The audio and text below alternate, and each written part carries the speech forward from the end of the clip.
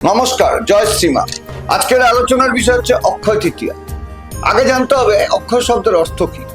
অক্ষয় শব্দের অর্থ হলো যা কখনো ক্ষয় হয় না, সেটাই হলো অক্ষয়। অর্থাৎ এই দিন যা কিছু শুভ কাজ করা হয় তা কিন্তু অক্ষয় হয়ে থাকে। এই অক্ষয় তৃতীয়ার দিন যে আমরা বলি, এই অক্ষয় তৃতীয়া কিন্তু একটি শুভ ফলদায়ক একটি গুরুত্বপূর্ণ তিথি।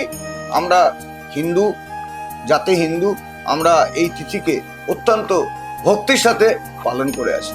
এবার আমাকে জানতে হবে পৌরাণিক যুগে কোন কোন শুভ কার্য এই অক্ষয় তৃতীয়ার দিন হয়েছিল। প্রথম কথা, যেমন গণেশ ব্যাসদেবের মুখে বাণী শুনে মহাভারত রচনা করেছিল এই অক্ষয় তৃতীয়া।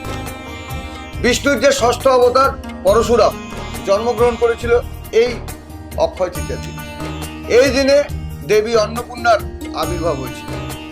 এই দিনে পুরী ধামে জগন্নাথের রথযাত্রা উপলক্ষে রথ নির্মাণ শুরু হয়েছিল। আর কুবের মহাদেবের কাছে প্রার্থনা করেছিল যাতে তার বিপুল ঐশ্বর্য লাভ হয়, এবং সেই বিপুল ঐশ্বর্য লাভ কিন্তু এই অক্ষয় তৃতীয়ার দিন করেছিল।